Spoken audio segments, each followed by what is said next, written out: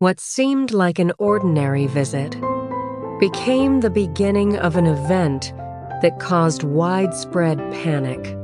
Uyen and Lian brought food and small gifts to visit Han and her mother, creating a warm surprise in the peaceful mountains.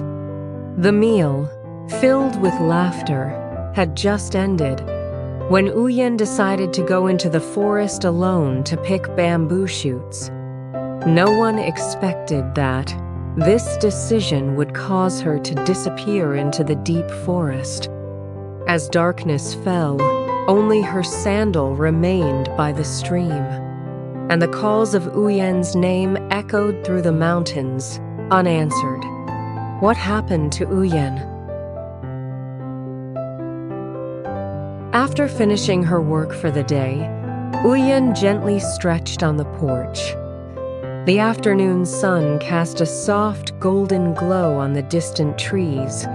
A long day ended, bringing with it a rare feeling of relief after a series of busy days.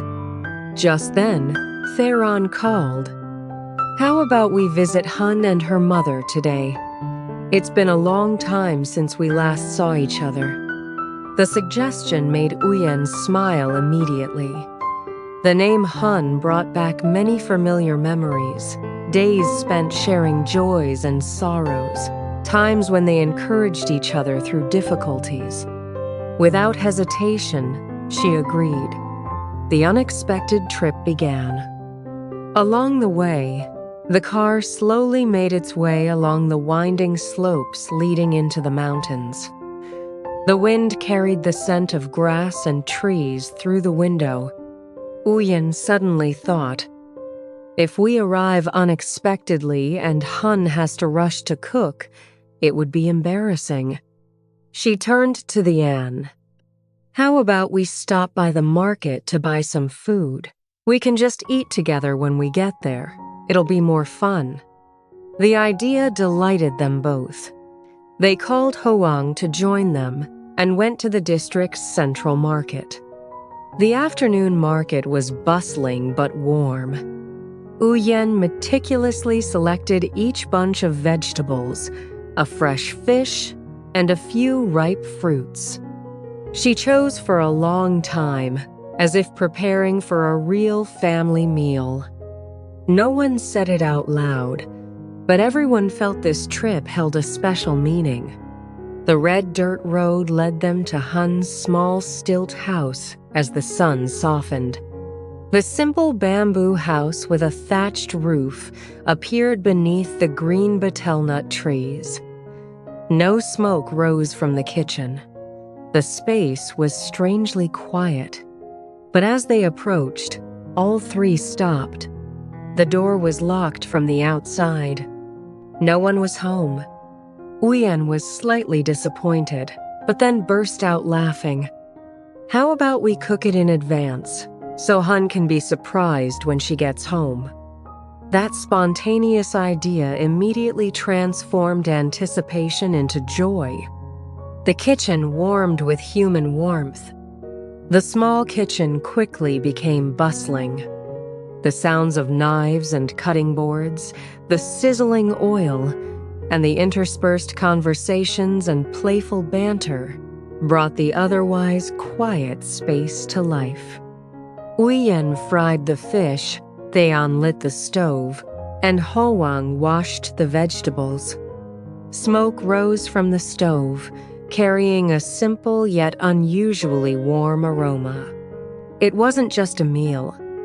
It was the feeling of care, something sometimes more precious than any gift. A moment later, footsteps echoed in the yard. Hun returned, leading little Tom by the hand. She froze when she saw the smoke rising from her house. Stepping inside, she saw the meal already prepared, and Hun's eyes welled up with tears. "Oh my, everyone..." No one said much, just tight hugs. Little Tom received the gifts, his radiant smile filling the house with laughter. Hun's story silenced everyone. During the meal, The cheerful atmosphere subsided as Hun slowly recounted the recent events. One night, her house was broken into by thieves. She was restrained and tied up. Hun's voice trembled slightly as she recalled that helpless moment. Fortunately, a stranger appeared and rescued her before things got worse. The kitchen fell silent. Ian tightened her grip on her chopsticks. Tieu Uyen sighed softly. A fleeting worry subsided upon learning that Hun and her child were safe. Because his business trip would last several days, Theron suggested, "Uyen, stay and keep Hun company." Uyen agreed. The following days passed slowly. Mornings were shrouded in mist. Afternoons brought cool breezes from the high hills, and in the distance, wind turbines spun steadily against the deep blue sky. Ian felt a peace that the city could never offer. She smiled more. She slept more soundly. And for the first time in a long time, her mind truly relaxed. One day, after hearing Hun talk about wild bamboo shoot soup, Uyen had an idea. "Let me go pick some bamboo shoots." Hun pointed to a small stream as a signpost.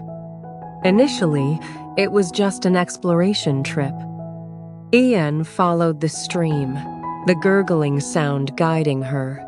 The bamboo forest opened up, lush and green, sunlight filtering through the leaves, creating shimmering streaks of light.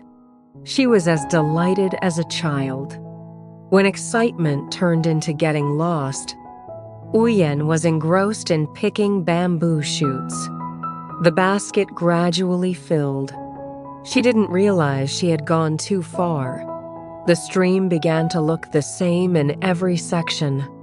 The way back disappeared without her noticing. The space became unusually quiet. A strange feeling crept into their hearts. Anxiety began to creep in. At home, time seemed to drag on endlessly. Uyen still hadn't returned. Hun began to grow impatient.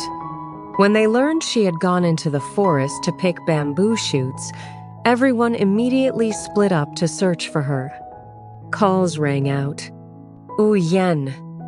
Only the wind answered. The rain came. The sky suddenly darkened. The forest rain poured down fiercely. The dirt path became slippery, quickly erasing footprints. The calls grew more and more urgent. Anxiety turned into fear. Traces in the forest. Amidst the wet leaves, they discovered a few scattered bamboo shoots. Then, a sandal.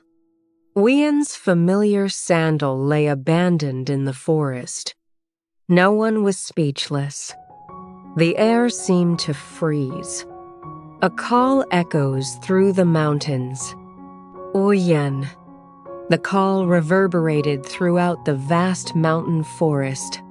But the only response was the sound of flowing water and the wind whistling through the bamboo grove. The sky grew dark. Night swallowed the forest. The worry had now turned into real fear. Where had Uyen gone? What had happened in that deep forest? No one knew. And the story ended in a breathtaking moment when Uyen's name still echoed in the endless night.